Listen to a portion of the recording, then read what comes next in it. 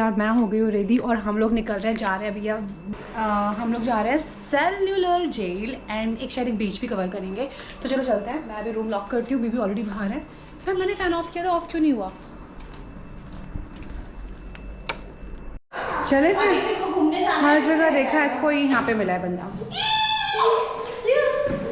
आओ देश। पूरा ब्लैक एंड व्हाइट हाँ हाँ ना, ये व्हाइट प्लस ऊपर व्हाइट प्लस बीच में ब्लैक एंड ये सामने मिरर है, हम यहाँ पे देख सकते हैं फुल। मेरे को ना बस वो ब्लैक वाले मैंने एंकलेट्स रखे थे, मुझे मिले ही नहीं। क्या एंकलेट्स ना, अच्छा पैर सुने सुने अजीब से लगते हैं ना। हाँ तो भी जाएंगे ना, बीच से कुछ मिलेगा। चलो अच्छा तो लग रहा है, अच्छे लग रहे हैं। हाँ मैंने कहा ऐसा है ना, मुझे नहीं भी दिख रहा है। ये साफ कर रहे हैं हम अभी। ये सब लोग यहाँ पे रेडी हैं, हम भी इस लाइन में आके बैठ जाते हैं। और मैं पूछ रही थी, मैं पहले की तरह बैठना है ना? फिलहाल बैठना है, आते हुए गाड़ी चेंज हो जाएगी, आते हुए वो हो जाएगी या सैलो हो जाएगी। तब हर्ष वो करे पीछे थोड़ा से सा और कर दो पीछे, अब इन लोगों को प्रॉब्लम नहीं हो। बस तो हम लोग निकल गए हैं सेल्युलर जेल के लिए। उसकी लास्ट एंट्री होगी 4 o'clock और अभी टाइम पता है कितना हो रहा है? 3:30।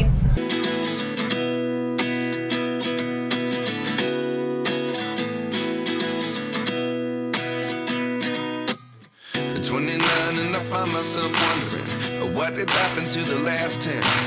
I ran away with my life, fast forward, never turn back again.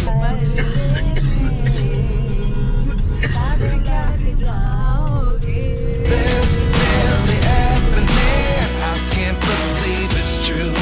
I'm just as surprised as you. Is this really happening? आ गए हम लोग क्या?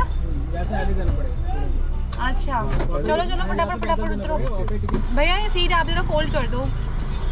बैठेगा अंदर ही, ऐसा कैसे बैठे रहो? आगे क्या? हाँ हाँ हाँ चलो आओ दृश, मेरा हाथ पकड़ोगे? आ जाओ।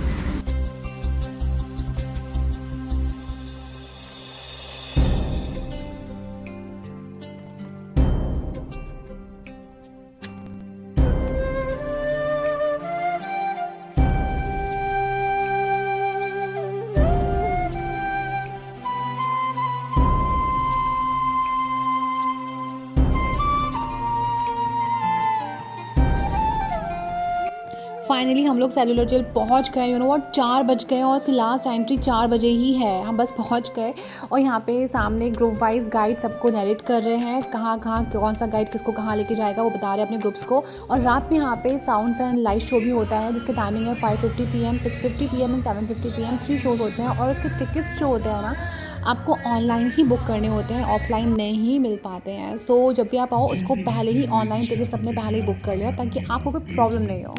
ब्रिटिश सरकार ने सेलुलर जेल के फाटक हर छोटी बड़ी बात के लिए खोलने शुरू कर दिए। किसी ने पर्चा निकाला तो अंडमान जेल, किसी ने लेख लिखा तो अंडमान जेल। लेकिन जब आजादी की लौ दिल में जल रही हो तो लोगों को कब तक रोका जा सकता है?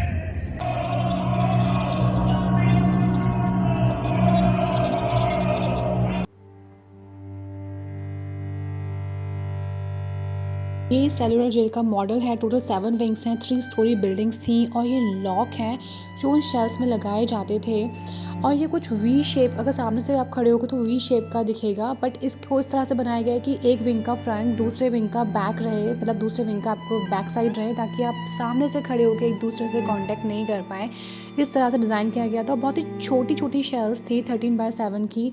और मतलब वहाँ पे जाके ना लिटरली पहले मैं इतना ज़्यादा इमोशनल फील नहीं कर रही थी, बट जैसे ही एंटर किया यार वहाँ पे सब कुछ देख के और ऐसा लगा था कि सब कुछ मैं फील कर पा रही हूँ कि कितना सहा होगा हमारे फ्रीडम फाइटर्स ने।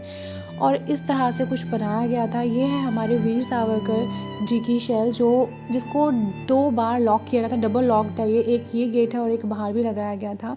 ये हमारे उनका वीर सावरकर जी का फ़ोटो है जिन्होंने टोटल 11 साल उन्होंने अपने इस जेल में बिताए हैं। कितनी तकलीफ़ों से बिताए हैं, कितने सारे पनिशमेंट्स उनको, मतलब उनको क्या, सारे फ्रीडम फाइटर्स को इतने पनिशमेंट्स मिलते थे, हर बात के लिए पनिशमेंट। मुझे लिटरली ऐसा लग रहा था कि क्यों करते हैं यार, मतलब ह्यूमैनिटी नाम की कोई चीज़ थी नहीं थी। ब्रिटिशर्स कैसे थे, ज़रा सी भी इंसानियत नहीं थी उनके अंदर।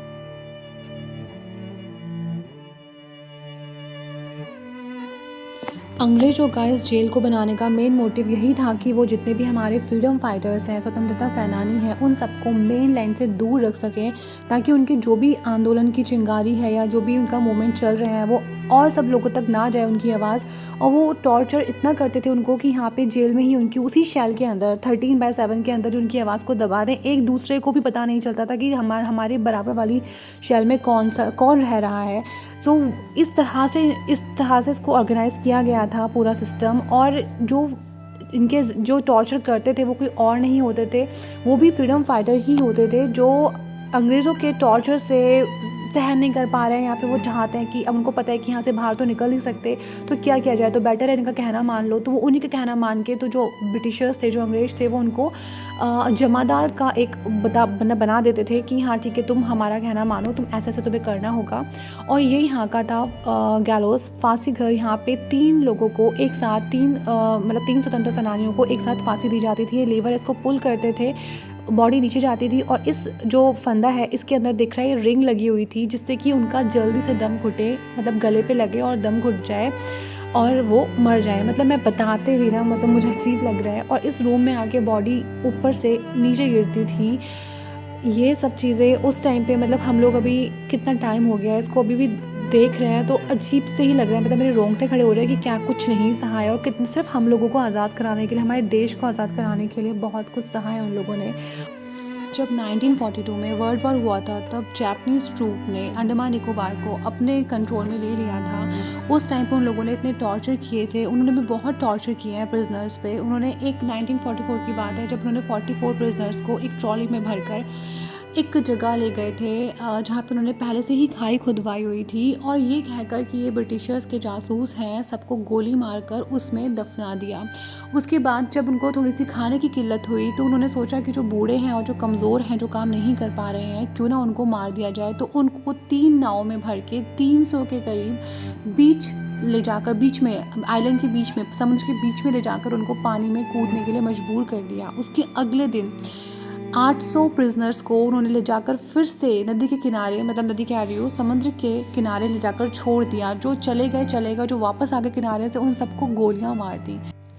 और पनिशमेंट के नाम पर हमारे स्वतंत्र सेनानियों को वो पैरों में बेड़ियां बांधकर हफ्ते, 10 दिन, 15 दिन तक खड़ा करके रखते थे। उनसे नारियल का तेल निकलवाते थे, उनसे सरसों का तेल निकलवाते थे, कूलों की, मतलब बैल की तरह कूलों चलवाते थे। और बैठ जाओ या थक जाओ तो फिर से मारना शुरू कर देते थे। ये जो रखा हुआ है, इसमें सरसों का तेल निकलवाते थे, सरसों के दाने डलवा कर उसको लगातार चलाना है, आप रोक नहीं सकते। और नारियल देते थे, नारियल को फोड़ो अपने हाथों से, जैसे इसमें है, शार्प ऑब्जेक्ट पे मारो, फिर उस नारियल में से जो भी उसके अंदर होता है उसको अपने नाखून से निकालो। उनके नाखूनों से खून तक निकल आता था। और हर बात पे टॉर्चर करते थे। अगर आप तेल नहीं निकल पाए तब मारना, अगर आपने गलती से, आपको तबीयत ख़राब हो गई तब आपकी पिटाई करना, अगर आपको उल्टी हो गई तो मारना, अगर आप वॉशरूम नहीं जाने देना, अगर आपको वहीं पे आपने कुछ कर दिया है तो मारना। हर तरह से, मतलब कुछ, मुझे लगता है पता नहीं कैसे सहा होगा उन लोगों ने इतना सब कुछ हमें आज़ाद कराने के लिए। यार हम लोगों को ना जाके एटलीस्ट, पता है ये सब पता सबको होता है, लेकिन जब आप एक्सपीरियंस करते हो ना उन चीज़ों को, तो एक अलग ही फील आता है कि, और फील कर पाते हो एक्चुअली, उनका पेन फील कर पाते हो कि सच में उन्होंने बहुत कुछ सहा है। और मैं सच में बयान नहीं कर पा रही हूँ।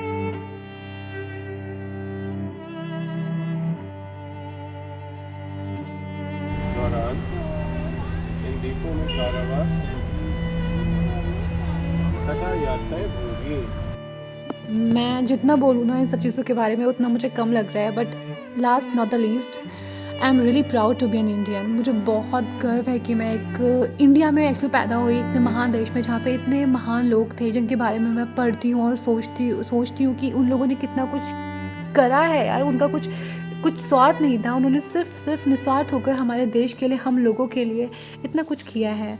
और मुझे सच में बहुत गर्व फील होता है कि मैं इस देश में हूँ, और अपनी लैंग्वेज पे भी है मुझे गर्व होता है। हिंदी, बहुत से लोगों को लगता है ना कि हिंदी है, ये है, वो है, हिंदी कैसे बोल रहे हो, इंग्लिश। यार हिंदी हमारी मदर टंग है, हमारी मातृभाषा है, तो उसको बोलने में किस बात की शर्म।